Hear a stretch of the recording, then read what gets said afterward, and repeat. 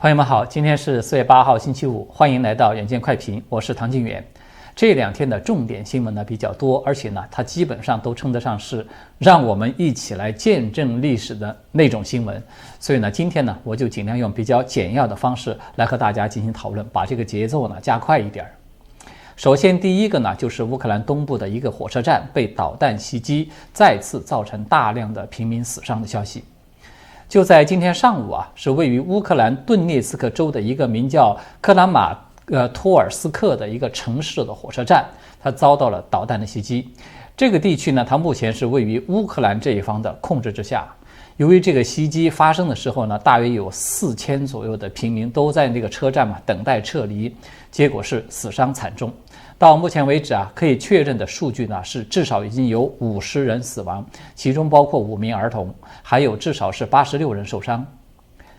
布查大屠杀所引发的这个国际社会的怒火尚未平息，结果克拉马托尔斯克火车站呢又出现大量的平民被攻击。那么这样的事件它会引发一个什么样的舆论风暴，就是可想而知的了。事发之后呢，美欧的多国领导人立即就进行了严厉的谴责，而联合国的发言人叫做杜哈里克的呢，他也迅速的来发表了一个讲话，就是强调呢，对克拉马托尔斯克的车站的袭击呢是完全不可接受，并且声明说这些行为是严重的违反了国际人道主义法和国际人权法，必须要追究责任人的责任。那么在这一次袭击发生以后呢，我们现在看到呢是俄乌双方都发表了声明，指控说是对方制造了这一起惨剧。那么乌克兰的总统泽连斯基呢，当即就在这个视频讲话中谴责俄军的暴行，而俄罗斯的国防部呢，则对此是全盘予以否认的。他们声称说，俄军呢在该地区没有任何的火力任务，然后呢还反戈一击。说在爆炸现场所发现的那个导弹的残体，它来自于一种名字叫做原点 U 的一个战术导弹。这种导弹呢，在2019年就已经退出了俄军的现役，目前呢，只有乌军是在自己使用。那么这个说法呢，它很快就被中共党媒就广泛的转载了，一时之间呢，可以说看到满屏都是乌克兰轰炸自己人，然后嫁祸俄军这一类的消息。那么这次袭击事件它的真相究竟是什么呢？这个原点 U 战术导弹呢，它是苏联在上个世纪的60年代所研制的一个原点系列导弹的一个后期改进型号。那么乌克兰军方它的确是现在配备有不少这样的导弹，但是就目前我们所查证到的信息显示呢，在本次战争之中消耗巨大的俄军呢，其实同样是在使用这款导弹的。早在3月30号，有一段在这个白俄罗斯境内所拍摄到的影片呢，就显示说带有 V 字标记的，就是这个 V 我们都知道它是俄军的一个标记。一队这个俄罗斯的军事装备车辆呢，它就正沿着 M10 高速公路从雷奇察这个地方驶向了戈梅利这个地方，而戈梅利它呢距离乌克兰的边境只有20公里。那么这一列军车它其实并不寻常，它被军事专家呢就辨认出其中至少含有8辆这个原点 U 的导弹车，同时呢还有9辆 KMAZ 的卡车，这些卡车其中呢也有一些是装载有这个原点 U 导弹的。那么这个视频其实在当时就已经引起了外界的注意，并且有很多的媒体都报道了。为什么呢？因为按理说这款导弹呢，它在2019年就已经退出俄军的现役了嘛，那么它为什么又重新的出现在了俄军的装备之中呢？在这个乌白边境出现了呢？那么媒体当时的猜测呢，就说它很有可能是因为俄军呢这个战局不利，是吧？导弹的消耗量太大，所以不得不重新启用已经退役的一些装备来凑数的。那么这个俄罗斯他自己的媒体呢，在今年的2月15号的时候，也是曾经有公开报道过，就是俄罗斯与白俄罗斯在当时有举行了一次联合的军演之中，就有发射了这个原点 U 导弹。而这个消息在当时也是曾经被很多的媒体都有报道过的。同时另外呢，还有就是大赦国际的一位导弹分析员，他也证实，早在2月24号，也就是俄军入侵乌克兰的第1天，其实俄军就已经使用过这个原点 U 导弹。当时是袭击了顿涅茨克州的一家医院，造成了4名平民死亡，有10人受伤。所以呢，虽然我们目前暂时还没有直接的证据来证明说这个袭击克拉马托尔斯克火车站的这个原点 U 导弹它就是来自于俄军，但是最起码我们可以知道，就是俄罗斯国防部他所发表的这份声明，他声称说只有乌克兰才在使用这款导弹的这个说法，他其实是在撒谎。而与此同时呢，就是关于布查大屠杀，昨天也出现了一些新的证据。德国的联邦情报局呢，他们是有截获了一部分俄军士兵的无线通话，这个内容呢就显示说，俄军士兵有谈到了在布查杀害平民的一些行为，而且其中的一些细节它与在当地所拍摄到的那个视频中的某些尸体，它都是相吻合的。比如说，有一名这个俄军士兵，他就直接谈到说，他们在布查镇的这个主干道上曾经是开枪打死了一个骑自行车的人等等。这份录音资料呢，还显示以残暴著称的俄罗斯的雇佣军组织叫做瓦格纳小组的，他们其实也有参与了这一次布查的大屠杀。这个并非是个别的士兵一时的失控的越规之举，它是俄军的一种常规的做法了。它甚至被认为可能是战争战略的一部分呢。他为什么这么做呢？他的目的呢是在于说，让平民产生一种极度的恐惧，从而呢扼杀他们的反抗精神。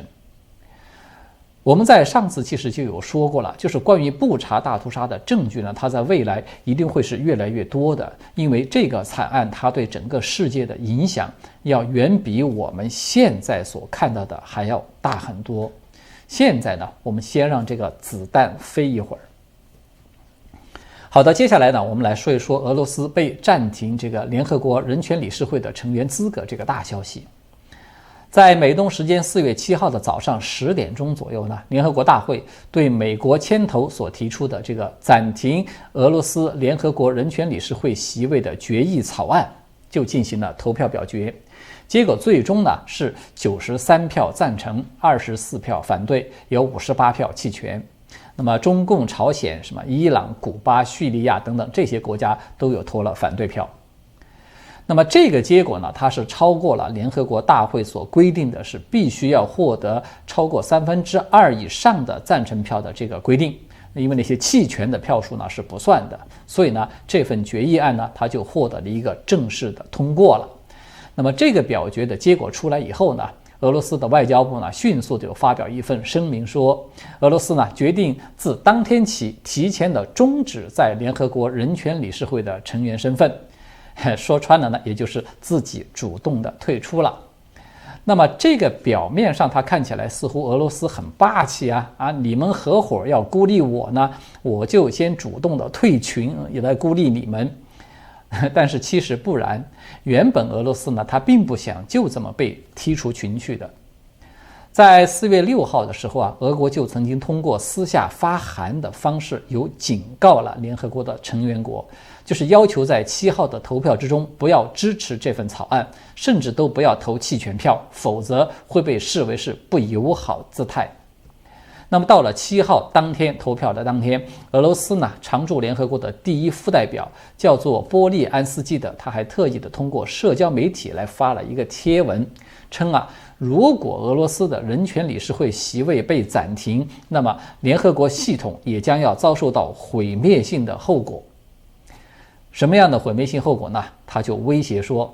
这么做是在破坏2战后形成的当今多边体系的基石，正是这一体系保护了这个星球免遭第3次世界大战。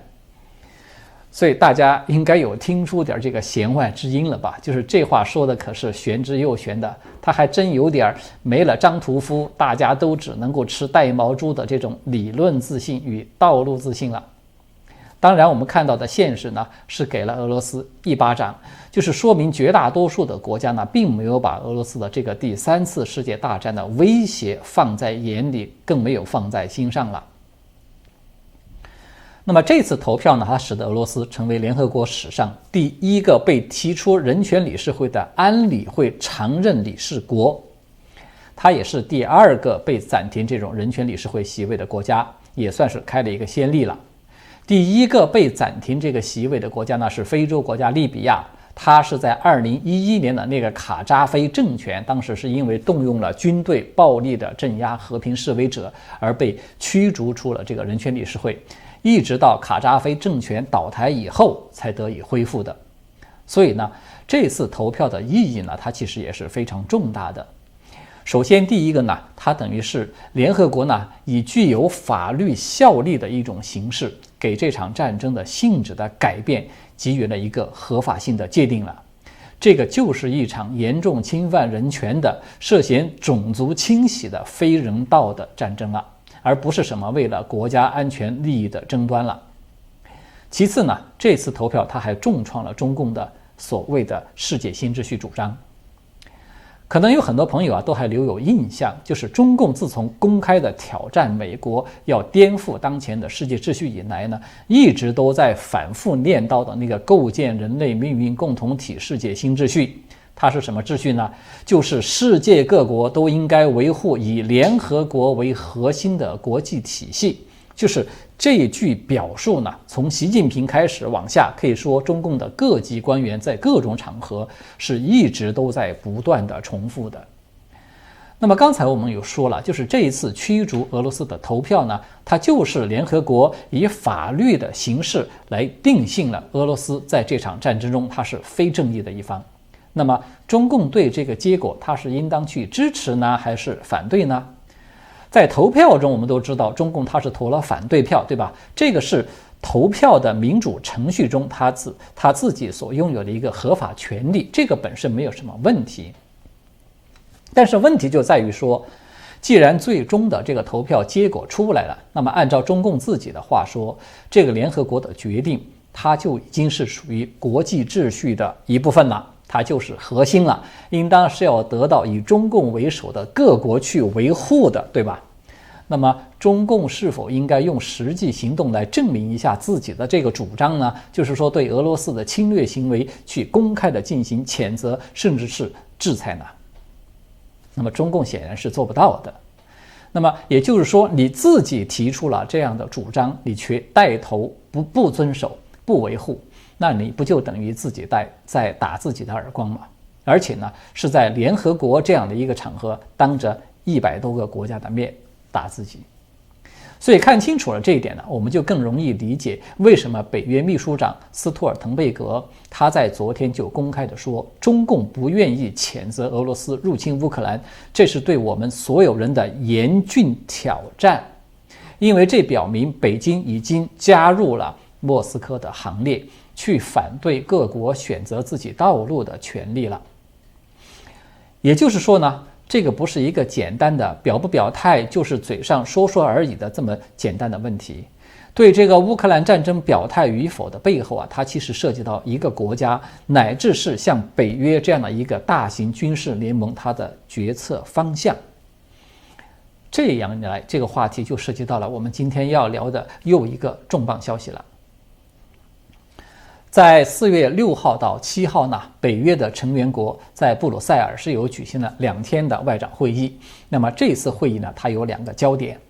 一个呢就是它邀请了乌克兰、格鲁吉亚等等国家的这个外长与会，它主要是讨论如何来应对俄罗斯的侵略问题，这个可以说是很自然的了，是情理之中了。那么另外一个焦点呢，是北约呢把这个讨论了一个叫做新战略概念的议题拿出来了。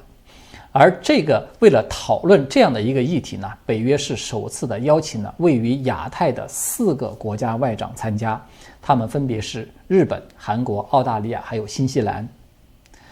这个新战略概念它讨论的是什么内容呢？用这个斯托尔滕贝格他的自己的话呢来说呢，他是这么说的：在新战略概念中，我们需要解决俄罗斯咄咄逼人的行为的安全后果，全球力量平衡的转变，一个更强大的中国的安全后果，以及俄罗斯和中国共同对我们基于规则的国际秩序和我们的民主价值观构成的挑战。这个话听起来其实是有点绕，是吧？但是这个消息的重要性它其实是不言而喻的，因为中共呢，他成天都在叫嚷嘛，说啊，就是因为北约东扩才引发了俄罗斯的安全危机，才被迫的进入了乌克兰去采取了一个所谓特别军事行动。那么现在日韩澳新这4国是破例的出席了北约的外长会议，还明说啊，这就是为了要应对中共的。它岂不是就意味着北约要一直东扩到了中共的周边来了吗？其实说起来，中共的反应呢还真不慢。这个会议刚刚才一结束啊，党媒小报那个《环球时报》它就立即的发文了，标题就是这么写的，说触角伸向中国周边，北约外长会首次邀日韩参加，专家提醒警惕北约全球化。而且这篇文章的内容呢，它也很直白，其实就一个意思，就是你看北约呀，才刚刚威胁了俄罗斯，现在又要把手伸到亚太来威胁我们中国了。当然，这个是属于中共一贯的颠倒因果的一种报道手法，并不出奇。但是呢，我们说这条新闻之所以值得重视呢，其实是因为它又涉及到了一个老话题，也就是日本是否会加入到北约。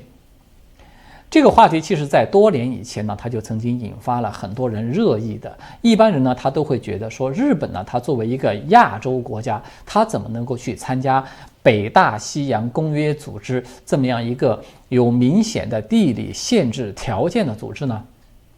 其实啊，要是从理论上说啊，我们说从理论上说，日本、韩国等等这些亚太国家，它并非绝对的不可以加入北约。这个它与北约的安全受到威胁的情况变化是直接相关的。什么意思呢？